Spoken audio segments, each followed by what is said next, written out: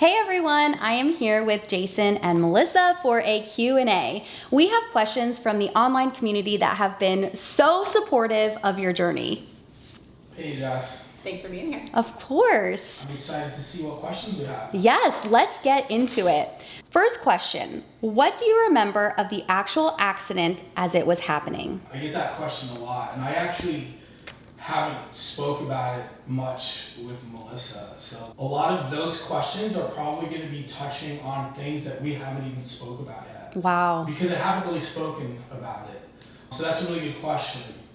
I distinctly remember understanding that I did not have any wiggle room. I needed 4 seconds.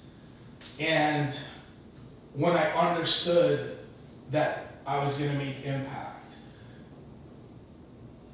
I specifically remember saying, oh fuck, and then crunch. And then I could taste it. I felt it in my teeth. I could feel my bones breaking. On that initial impact, I knew I was in trouble. I didn't see how I could survive it. I started fucking bleeding. And then there's a vague remembrance of when the EMS got me. I may have said, I gotta make it back to Melissa. And then That's terrifying. Yeah, because this happens in milliseconds, right? Yeah. It happens so fast, and oh fuck is really all you have time for. And then the impact, and then you're just bouncing off the concrete and dragging, and your body's taking such a devastating amount of abuse. It was carnage. It was absolute carnage. I had open fractures everywhere. But I remember distinctly feeling that initial impact and tasting just bad blood, or just a bad taste in my mouth, and impact. I think you had said it was like metallic tasting. Yeah, it was just terrible. That's what I remember of the impact, like that moment. Did you feel anything as you're going through the accident? Were you in pain, or was your... Oh, the pain's immediate. Was it? Your body's erupting. My body exploded on impact. Wow. My muscular skeleton probably saved my spine and my organs. Wow. Yeah. And it's truly a miracle that you're here today. No, 100%. So the next question that I'm going to ask you is, what happened on your end when you coded? What was that experience like? You hear a lot of different people over time talk about their life and death experience. Everybody says it's a flashing light. You see your life pass in front of you. That's true, right? But not a lot of people get brought back. And for all the atheists out there, all I'm gonna say is, you better start believing in something. I distinctly remember a comforting feeling, and again pleading with, I guess, God not to take me. My main concern was, this is not gonna be good for her. You gotta send me back. This can't be it. I have to come home. But I remember a distinct feeling of comfort, and it was almost being like presented with a future, a design, a plan, and I was given a confidence that I was gonna be okay. If you work hard enough, you're gonna be good. And I got put back. But that experience it's very personal, and it's like an omnipresence. It's really wild. And something that not many people experience and live through. No, because of that experience, as we'll see in other video, I was getting into the recovery game immediately. I was asking for workout bands, resistance bands, because I felt like I had stepped in a big pile of shit. The more you try to get it off your shoe, the more it smears. I just remember thinking, I really screwed myself up, and Mel was going to be the one to have to pick up the pieces and be stuck with this mess. And so it was real important for me to get involved in my recovery immediately. Through that energy that I was given, it was almost like a tunnel vision. I've been injured before. I've had back surgeries, ruptured Achilles. I've been a very hard, active man, so I've had a few broken bones and surgeries. Right. And I've always gotten right back on the horse. But this was different. I had a shattered pelvis. I had every bone broken through my skin. This was not a broken leg. This was not a broken arm. This was life-changing. This was a fucking catastrophe. And who knew if I could get out of it? That was the thing. And I took the energy from that 8 minutes and I just focused. I was sent to do the recovery work. I was told I was going to be okay, but I had better show up for myself. Did you see like a white light or anything? We always hear, come to the light. Did you experience anything like that? Yeah, I remember, it was like a journey through time. But people were like shadows, and I don't know if that was past lives or it felt like it was different times, maybe times that I had lived in. Wow. But it was shadows, but it was definitely different time periods. And then it was like a whoosh up until now. So it was like I was walking through my life, and now I'm here. And so it was... That is a crazy experience. Wow. Yeah, I don't really talk about it a lot because it's very deep, it's very personal, it's very real, and I just don't have time to try to convince someone that something like that exists. Yeah, absolutely. I know it does. I was there. Yeah. So I don't talk about it a lot, but I get that question a lot, and I was given direction,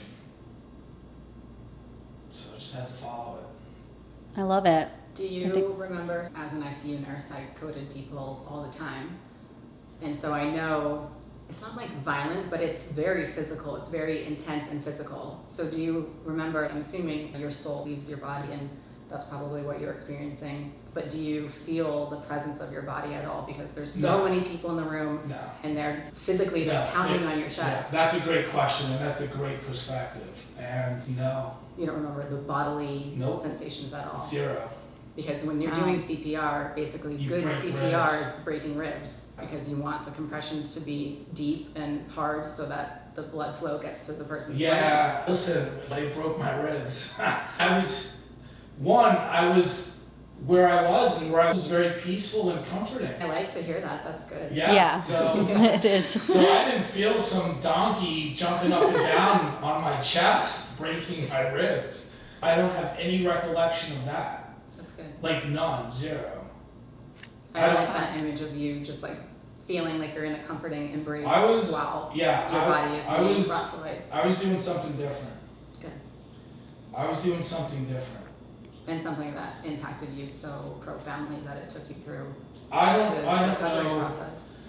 I don't know that I would have been able to mentally come out of this without that experience. The depression is real. There were a couple of different mental things going on. And like I said, I needed to show Mel that I was going to fight to get out of this. So I had her hook up bands. And that might have been something I would have done. And I remember when I thought no one was looking, and I don't know if she picked up on it, but I was just like, fuck, I'm doing it, right? And so that creeps into you. That's in the forefront. Yeah. You're looking at metal hanging out of your body, you're in a cast. Here I am talking shit, hook me up to some bands so I could move. Like, that was like an instinct. That was like breathing for me to just get right back into the fight. Which was probably unheard of and unseen by doctors. They're like, what is going on? Completely. Yeah. Completely. I try to take this experience, it's been very humbling. It's still humbling. But if I were going to be braggadocious for a moment, the number of people who were in such a fatal crash and died, and so much carnage to the body, for me to come back from that solely on my own. I didn't hire fancy sports doctors. I didn't hire fancy physical therapists. I didn't even go to physical therapy. I had zero help from the outside. This recovery is spectacular for a lot of reasons. And one of the most incredible reasons is that I did it 100% myself. Which is amazing. And I have to go back to what you said before we move on to the next questions. It's so beautiful. It really did make me tear up a little bit. The amount of times that you mentioned how much you thought of Mel during the accident, while like you almost just didn't even care about you in that moment. You were just thinking the whole time, Mel. And I just think that is so beautiful. You guys have such a beautiful story, and I just had to mention that because that made me tear up. It is so beautiful. Yeah, a lot of it was, I said, listen, God, you can't take me. Like, we can't do this to this girl. You gotta put me back in that game. And that is so beautiful that you were thinking of her. Like, you guys are just so beautiful. So let's move on to the next question. How long were you in a coma for? And during that time, did you have any revelations? And what was that like? No, Mel's gonna have to jump in on this one. I don't have recollection of a lot. So this is actually a question for Mel. So he was in a medically induced coma for about 2 weeks. Every day we do what's called a sedation vacation to see if they can wake up and follow commands. But when your body undergoes that much trauma, like, it's not really good for you to be awake. Of course. You need to be comfortable. You need to be medicated. So there's medications that they infuse to keep them sedated, and then there's pain medicines to help handle the pain. Love you, but he was very hard to medicate. That doesn't surprise me He had one bit. Right. So we had 3 different pretty heavy drugs going at pretty high doses for about 2 weeks. So I'm not at all surprised that he does not remember anything. Wow. Honestly, that was the time that I felt the most comfortable, because I was like, he's good. Like, he's sedated. He's on life support, like he's restrained, he can't hurt himself. They had him restrained? Anytime you're on life support, you have okay. If instinctively a patient will try to pull the tube out. Okay. And if your lungs can't breathe on their own, you could die. So it's really dangerous. Yeah. Wow. They're restrained, their hands are restrained. It's like soft restraints, and there's a bunch of protocols they have to follow to make sure that it's like ethical and everything. But yeah, once we got through the first, I would say like 72 hours, 48 hours were dicey. 72 hours was when I started to be like, okay, this is the time that he's actually like the safest. He's in the most experienced hands he could be in with ICU nursing because of staffing ratios. Like, one ICU nurse will have either 1 or 2 patients, and that's it. Okay. Once you come off life support, you get downgraded to like an IMC, where 1 nurse will have 4 or 5 patients. So he would have less care at that point. So I knew at that point, I was like, okay, like his vitals are stable now. Like, we're through the scary woods of like not knowing which way it was gonna go. And then it was just like, all right, let's let him sleep this off for a little bit. I need to make a plan. I need to like prioritize stuff. And so it was, for the 2 weeks, I'm not surprised that he can't remember, because we call it, I was like, just keep him snowed. Like, just snowed. keep him snowed and keep him down. And I'll deal with the monster when he wakes He's up. like a big old grizzly bear. Yeah, let him sleep. I need another Sleep. day. Keep you snowed. Keep him snowed. Well, I was saying, I missed you so much. Like I mean, it feels so lonely to not be able to talk to your person. Yeah. And so I missed you and your personality, your smile, like so much. But I was also terrified for that moment when you woke up and saw your new body and your new reality and realized what had happened. I thought the depression was going to be too much. I didn't want to like witness you experience that. So there's so much of me that I wanted to wake you up and have you come back, and then I was just like dreading that moment where I had to see your eyes and your face and see your body and come to that realization. Yeah. I can't even imagine that. And so, Jason, what was that like waking up from your coma? And I tell a story of how I woke up, and I don't know if it's true. all right, so Mel will fact check for us. I don't know if it's true. Fact checkers. But when you've seen in the movies, like someone's waking up out of a coma and they look up and someone's standing over them. So that's what I remember. I remember coming out of the fog and her explaining to me that I have been in an accident and it was severe, but I was going to be okay, but not really. And I think I said, and I don't know, we'll find out. I think I said, am I going to die, or am I going to live? And then I remember her saying yes. And then I was like, all right, do you have this? I'm going back to sleep. So that's my first recollection. And I don't know if it's true. Is it true? Somewhere along those lines? Yeah, we had that conversation probably daily for 2 or 3 months because So I remember something. Yeah. your delirium was so bad, and even 3 months in, you would wake up confused and disoriented, and yeah, I was like standing over you all the time, Yeah. like Yeah. petting you, like hugging you, touching you, and so yeah, anytime you woke up and didn't know what happened, it was like Groundhog Day. You'd be like, Mama, where am I? What's happening? Wow. So yeah, honey, you were in a severe motorcycle accident. Yeah, that's how I remember waking up. Wow. I couldn't even imagine. And another question is, at what point did you decide that you weren't going to take your diagnostic as your truth? I don't know. This is very complex because, part of me knew through the medications and everything, the moments that I was with it, part of me knew what I had done to myself. Just wrecked my fucking motorcycle. I shattered my pelvis. I broke every bone. What are the chances I'm going to be normal after that? And so this is what's in my head, was it's human nature to have that very real fear. Being a personal trainer for 20 years, I understood the damage, and people don't come back from this type of damage. I've never seen it. I've never seen it. In my 20 years of personal training, I've never seen someone come back from so much damage. And I've rehabbed people, I've gotten people post-surgery, pre-surgery, so I know the human body. Plus I rehabbed myself a couple times. So,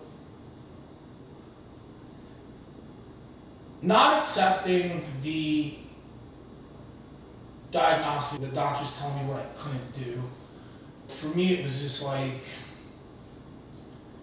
you let me worry about what I'm gonna do. And I just knew that I was in a fight for my life. And if I didn't fight, yeah, I probably was gonna be what they said. If I didn't go full steam, if I didn't go balls to the wall, if I let self-doubt creep in, and I was fearful the whole time. I never felt confident, ever. Really? You never showed that.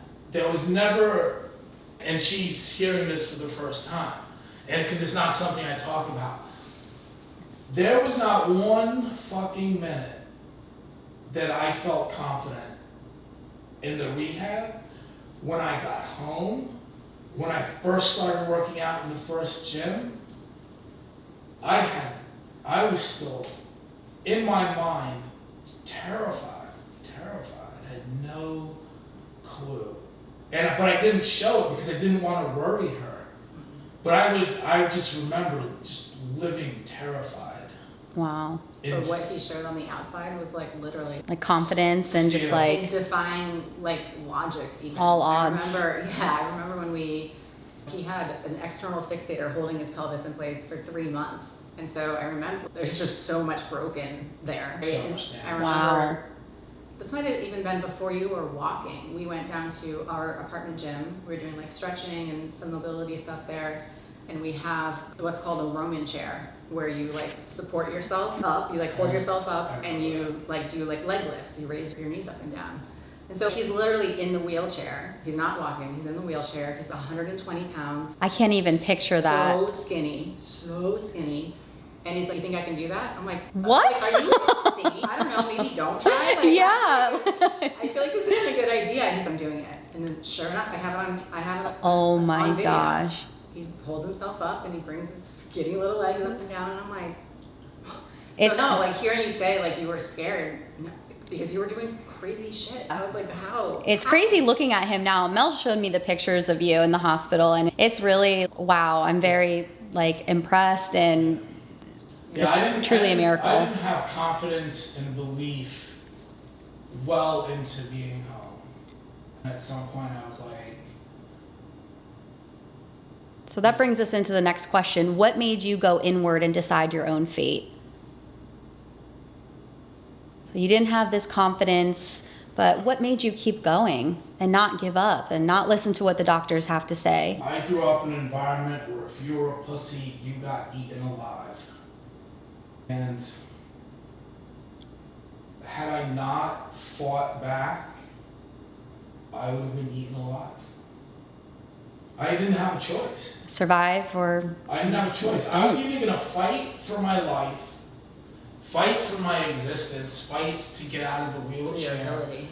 I was either gonna fight for that stuff, or I was gonna be in a wheelchair, and then this poor girl was gonna have to take care of me. And so, it wasn't even an option to give up. Even though I had self-doubt or whatever, if I were gonna be that way, I was gonna be that way, but I was gonna have tried everything to not be that way. But at some point I knew, I was like, oh man, I think I may have gotten away with this. Every day he would wake up and just want to work out. That's Even so if he was inspiring. in so much pain, and I was like, don't you think you need a day off? And he was like, it's either I'm in this wheelchair for the rest of my life, or I get up and I work. I was in He's like, let's go to the such, gym, come on. I was in such an incredible amount of pain. It was, a good question is, how did you manage that pain mentally? Because pain like this breaks people. Breaks people. And I took that pain and I wore it as a badge. And I had accepted that pain was a part of my reality, and it wasn't going to be something that stopped me. Yeah. And If I sit down on the couch, I'm going to be in pain. If I don't try, I'm going to be in pain. There was no right, you choose your pain. There was no escaping the pain. So for me, listen, it was a fight, it was a challenge. I'm your guy. Yeah, it was almost like that saying, choose your hard, right? It can be hard sitting on the couch, not doing anything, or it can be hard pushing yourself. Now, do you feel that having your 20 plus years experience being a personal trainer has helped you? Because you don't hear these stories so often where people are badly injured and they're wanting resistance bands. And it's like your first instinct was like, I need to get my body back on the mend.